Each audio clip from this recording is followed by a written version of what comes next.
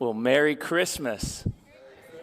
It's so good to have you guys here this Christmas service with us today as we get to celebrate something that we've looked forward to all year. That was my son that was able to read the passage from Matthew, which is going to be our text for today. And it was one of those things that was just able to warm my heart that my son was reading this Christmas story that we had passed down and passed down. I feel like a lot of times we have Christmas decorations or Christmas things that have more sentimental value to us than other things. Am I right? I know for me, growing up in my house, we had, my grandparents had a nativity scene that I was not allowed to touch. I'm not sure why, but I was not allowed to touch it. This nativity scene held some kind of more special, reverent place in our Christmas decorations than just the ornaments or the other things that were going around. And I thought it was strange that this thing held that reverence. And it wasn't necessarily reverence, it was just that special place. The other nativity scenes we had in the house didn't hold the same thing. So I got up the combination of courage and energy and motivation to call my dad about 3 days ago and say, hey, remember that nativity scene that Grandpa had? Like, why was it so special? I didn't remember. Fully expecting to have him say something like, we've told you time and time and time again, you just don't remember, and which he was right.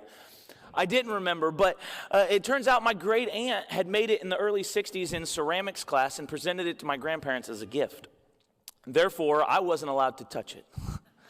It still holds a prominent place in my parents' house among their Christmas decorations today. But it was something that piqued my interest enough to realize, this is strange. This is different from other things. And today I wanted to talk a little bit about the nativity scene and the story of the wise men, and how it was strange that the wise men are often in the nativity scene. Some of you out there are already jumping ahead and say, yeah, the wise men weren't at the nativity scene. They came back, they found Jesus 2 to 4 years later after he was born and worshiped him then. And you're right. You're right. Most scholars believe that the wise men were not at the actual birth of Jesus like the shepherds were and Mary and Joseph. But that's not the strange thing that I find about the nativity scene. See, the thing about the nativity scene that's strange for me isn't that they were there at the same time as often our malls and shadowed figures up on a barn or a wall suggest. It's not that they were there at that time, it's that they were there at all. You see, these wise men, these magi, 3 kings of Orient are, bearing gifts we travel thus far. We sing about them, we know about it, we know about this idea of the kings coming from far away to worship Jesus, but it's a little bit more than that if we really start looking at it. You see, these men were wealthy men, well-educated men, dressed well, very logical people. They were not awaiting the Messiah, this King of the Jews. They had no business being there among the insignificant people. I mean, just look at the crew that we celebrate Christmas with the nativity scene. You've got Mary, a pregnant teenager who swears that she did not have reason to have a baby, but just gave birth. You've got Joseph, who had every right to have his people kind of disown him and think he was crazy. We'll talk a little bit about that next week. You had the smelly, insignificant shepherds who were gullible, and they were really the forgottens. All worshiping a baby in an insignificant town in a barn because someone forgot to reserve an Airbnb. Y'all ever been somewhere that you felt out of place? You went to a wedding that was more formal than you thought it was going to be? You were the most underdressed one? You took your kids to a restaurant where it seemed to be just romantic couples around, and they decided this is the time to act up? You feel out of place, and these wise men were out of place among the people that they were around. These wise men stood out like a sore thumb among these lowly working class people. These were the type of people that surrounded themselves with the smelly animals to make their livelihood versus the smelly animals in their entourage and their caravan as a vacation getaway vehicle. For months, they traveled in this group with every imaginable positive thing, everything that they could have ever wanted or hoped that they might need on this journey. And oftentimes, we can't tell in our little manger scenes whether this is a shepherd or a wise man or Joseph. I just don't know. These wise men would have stood out among anybody in that town. They stood in complete opposite nature to what was going on. Think of the story that you and I know about Mary and Joseph traveling to Bethlehem. They were on a donkey, pregnant, in a group. The shepherds who hurried off on foot to go find the baby. It's in stark contrast to the absolute caravan that would have been traveling with them. It was a stark contrast, not just because of the caravan that was with them, but they traveled a long distance. Most scholars believe 800 plus miles to find this baby. It took them a while. When the leaders of the Israelites, the leaders of the Jewish people, couldn't be bothered to travel more than 6 miles from Judea or from Jerusalem to Bethlehem to see the same king. Not only that, another difference was, it says they came from the east. Guess what? All of the Jewish people's enemies were in the east. Places like Israel, Assyria, Babylon, they were all from the east. They did not like one another. So not only was it these wise men that were different, these wise men that were considered the enemy. These wise men that had enslaved and put their people in bondage for generations. The East was also known as the city of man, where they thought that their intelligence and the accomplishments that they had done, that truth, that science has won over, and there was no need for a God anymore. They had become their own God in a Tower of Babel situation. This city of man contrasted with the Jerusalem, which was the city of God. They were different. Not only were they different in those ways, they had respect for Herod. They had heard that there was a king being born, so naturally they went to the palace. They went to the palace to find him, and they asked Herod, where is this king that's being born? The Jewish people couldn't stand Herod. The Jewish people were under his oppression. The Jewish people hoped one day for the Messiah to come to overthrow Herod and his people so they could be free from the bondage. The contrast couldn't be more different between these wise men and the Jewish people. But why would these learned men travel so far to seek the king of the Jewish people? It was because of a star. It was because of a sign, something that they couldn't explain away or rationalize. You see, the wise men's story reveals so much about the character of God. See, these wise men chose to travel because they saw the star. These wise men were learned people who watched the stars. They would notice the star pattern change between the seasons. It was a language that they studied. It was something that they pored over. They hypothesized and they rationalized everything that they could all the time. And when they saw this star placed in the sky, it was something they could no longer just overlook.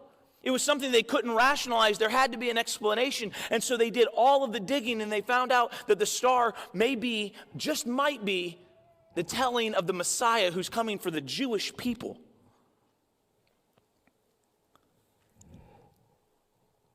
And when they couldn't put it off anymore, they said, we've got to go see what this is all about because we don't understand it.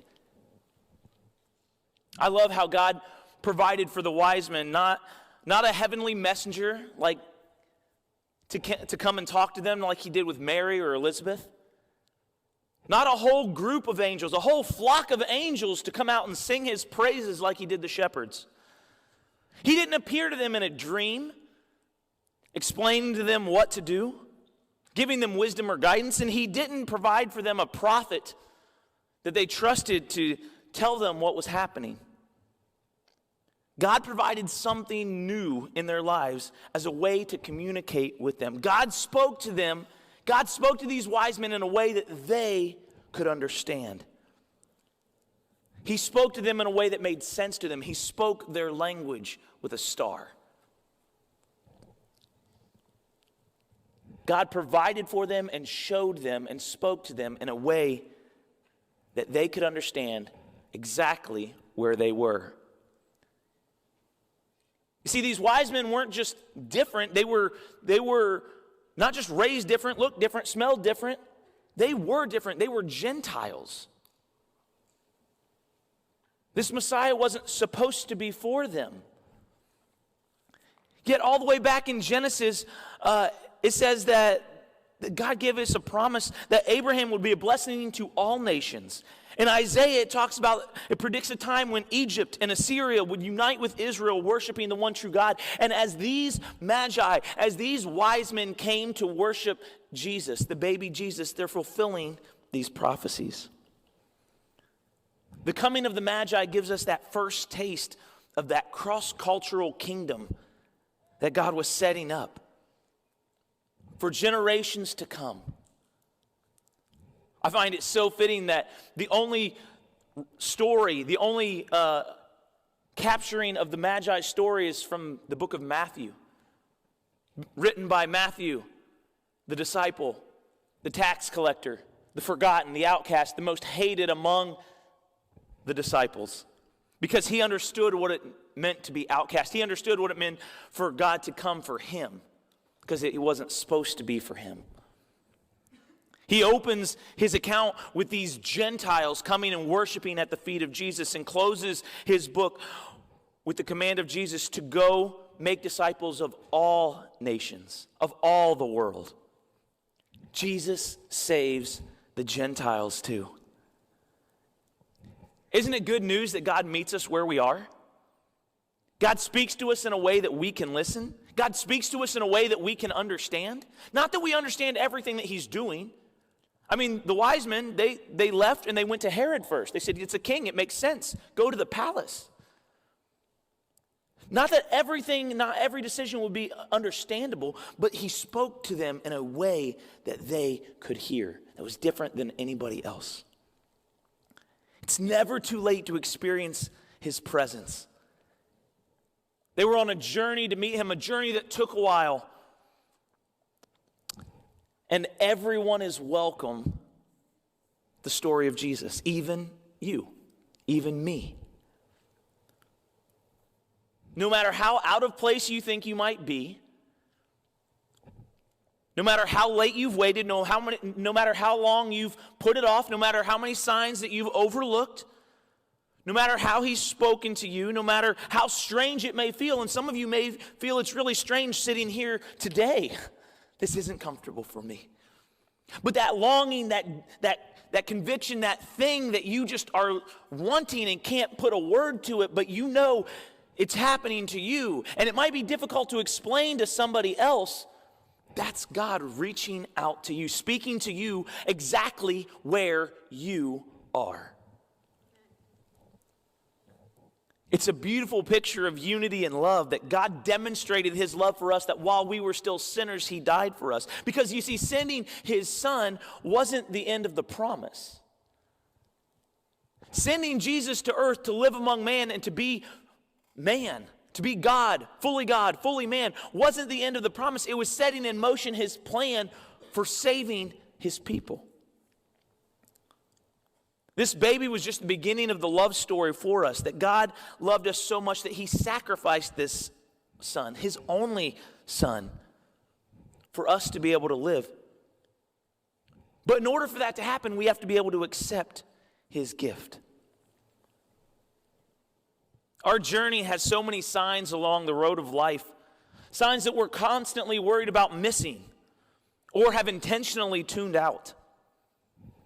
I find it so comforting that God is speaking directly to me in a way that I can understand. He's not only doing it for one group. He's not only doing it for the other group. He's doing it for me. Today, God is desperately trying to get your attention, to invite you into a closer relationship with him. But unlike the wise men, we don't have to travel 800 plus miles to worship him, to experience his presence. No, he's here in this room right now. He's watching online right now. And if you're watching online or in this room, I would encourage you to ask him if he's trying to speak to you. We can make that decision right now because he is right here with us. Emmanuel, God with us. All we need to do is offer our gift of worship and accept his gift of love. He's speaking to you. He's revealing himself to you in a new way, in a way that's unique to you because he loves you. It doesn't matter how different you feel. Doesn't matter how strange it may feel. God sent his son to the earth to fulfill his promise of an indescribable gift for us. For some of us, it's taken longer to find him than it has others, based on where we are in our life and our situation. But just like the wise men, it's our turn to accept the gift that God has freely given. We can come bearing gifts, whatever gifts that we have, but ultimately we're accepting the gift of his presence in our life that will change everything, that will make everything new. There would never be a better time to invite Jesus into your life than Christmas 2020. Everything that's been going on, everything that we've been talking about, everything that we've been experiencing throughout our life, throughout this year, has all led us to this point, whether you're watching online or in this room, where God is doing everything he can to speak to you, to let you know you are loved. He has a plan and a purpose. And today we're going to have a chance for you to accept and receive that gift. For many of us, God has been speaking to us through our coworkers, through our family, through our friends, through life situations or experiences. The message that he loves us and that he wants us to be a part of his story, inviting us into that story. He's been speaking to you in a way that you and you alone can understand. He's speaking directly to you today, right now, speaking your language to you where you are. And you're going to have a moment, you're going to have an opportunity in a moment to be able to accept that for the first time in your life, if you haven't done so. Some of us, we may just need to receive his mercy in a fresh way. We've gotten lost on the journey. We've gotten separated from his presence. Today we're going to give you that opportunity to come back into a relationship with God for the gift that he's given us. Oftentimes, the most difficult part of accepting a gift you really need is actually accepting that gift, receiving it, knowing that it's not anything you could have done for yourself. So today, we're going to say a prayer. Desiree does this a lot with the kids, and I absolutely love the symbolism of it. She'll have the kids sit here as someone prays with their hands open, palms up to the sky, because that is the way across cultures that you receive something. It's hard to receive something like this. You receive it like this. And so today as we pray, I would invite every single person here and watching online to just open your hands, palms up to the sky, and be able to receive whatever gift God is placing in your life. If you want to receive Christ into your life for the first time or renew that for the second or third or thousandth time, I encourage you to say this prayer with me or to say a prayer like this, calling out to God, accepting his gift and his love in your life.